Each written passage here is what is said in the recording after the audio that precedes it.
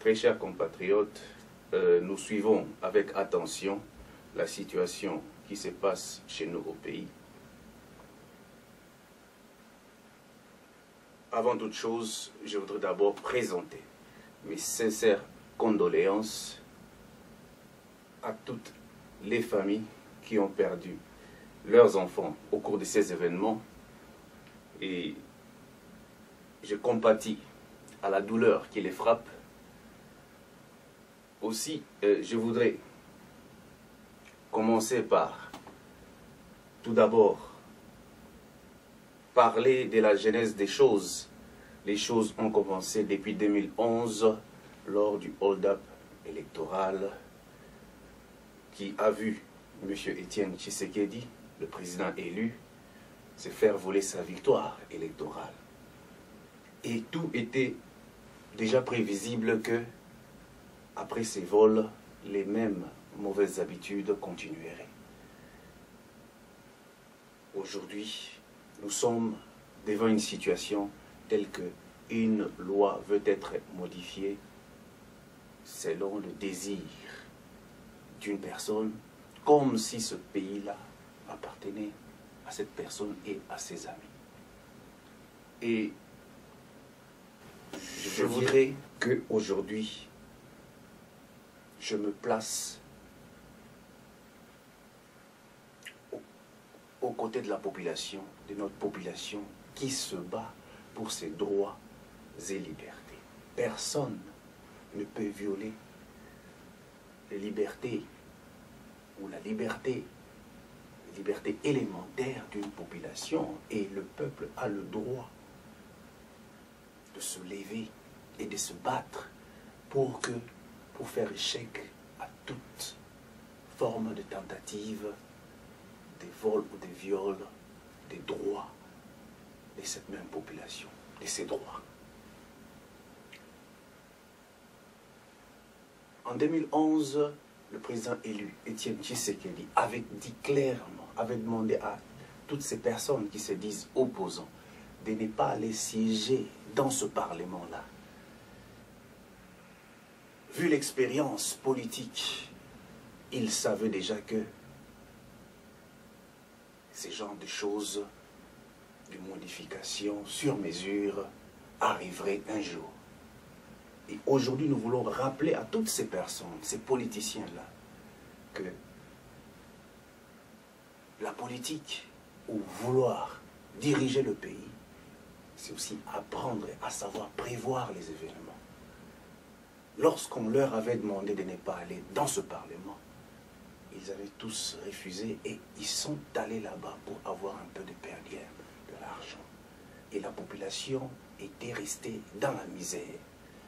Et la misère a été mise en incubation comme un virus qui ronge le pays et la population. Aujourd'hui, nous rappelons ces choses. Pourquoi? Pour leur mettre devant leurs responsabilités. Toutes ces personnes qu'on a tuées lors de ces manifestations, si eux n'étaient pas partis dans ce Parlement-là, peut-être que cela n'arriverait pas. Peut-être que cette situation n'arriverait pas. Peut-être que Kabila ne serait pas arrivé où il en est arrivé en ce moment. Mais, étant donné que nous avons toujours lutté pour la cause de la population, nous avons toujours combattu pour notre peuple, nous nous plaçons aux côtés de la population.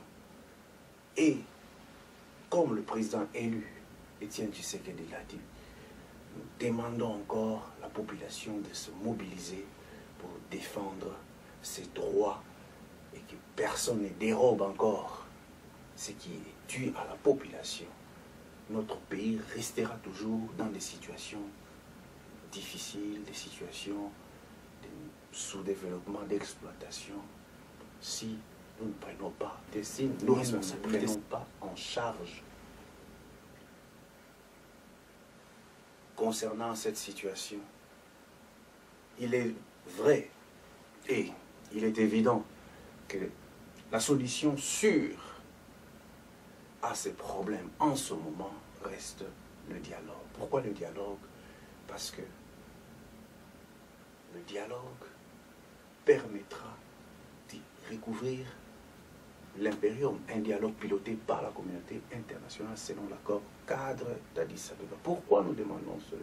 Parce que ce n'est pas un dialogue avec Kabila, mais c'est un dialogue qui sera convoqué par la communauté internationale afin qu'il y ait stabilité dans la région, que le Congo redémarre un peu et reprenne sa place sur l'échiquier international.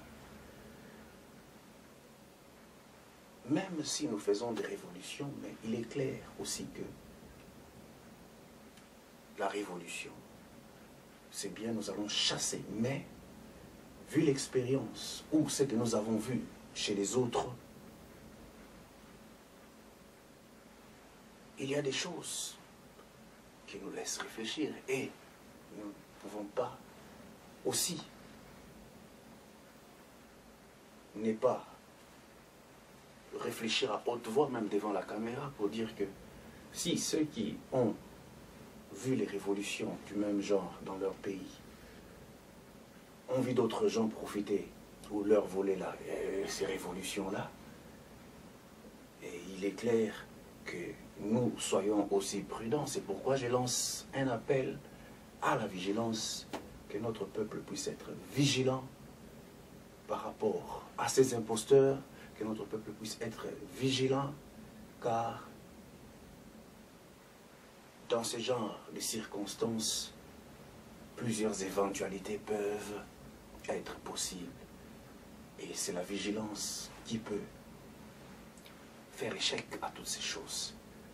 Et pour nous, nous croyons sincèrement qu'il appartient à la population seule de se battre pour ses droits, de se lever et de dire non, de taper le poing sur la table pour dire non, assez, non assez.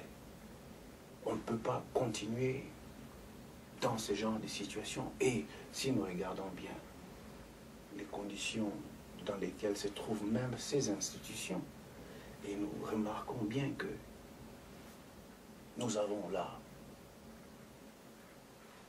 un Parlement qui est tel qu'il est,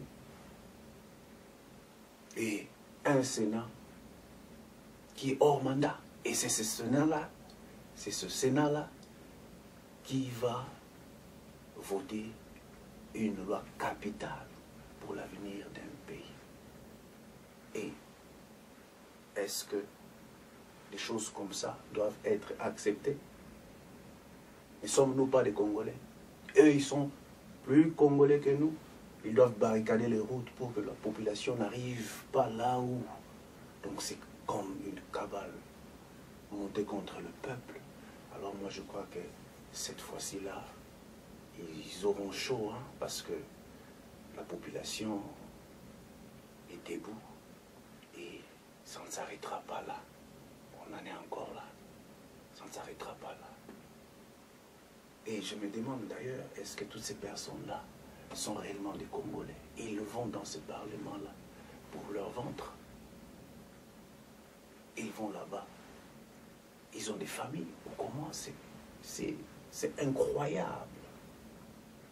Comment des gens comme ça peuvent laisser ce genre de choses arriver dans un grand pays comme le nôtre? Non, non.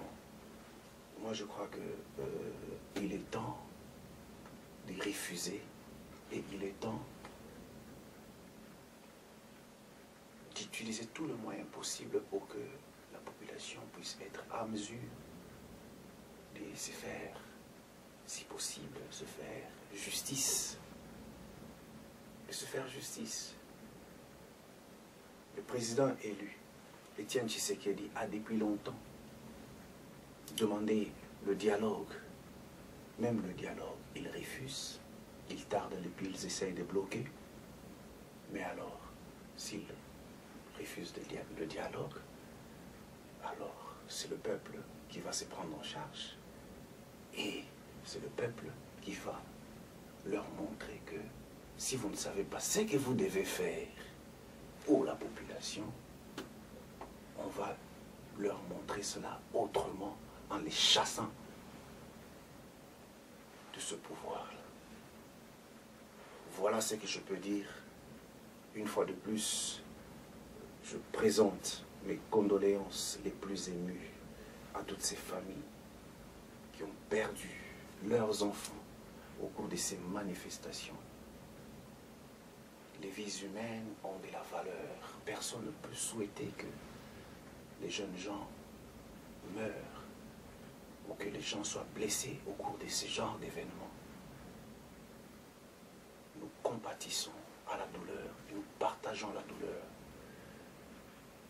Seulement, nous profitons des occasions comme ça pour aussi appeler nos leaders, les politiciens, leur rappeler à la conscience, à leur mauvais pas, afin qu'ils sachent que vouloir diriger, c'est aussi apprendre à prévoir, c'est aussi apprendre à être intègre, c'est aussi apprendre à savoir dire non, à résister.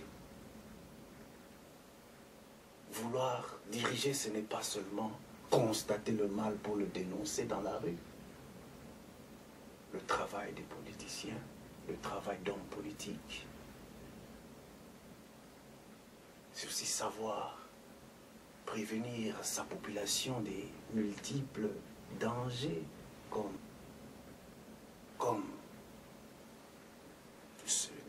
la situation que nous vivons en ce moment. Voilà ce que je peux dire.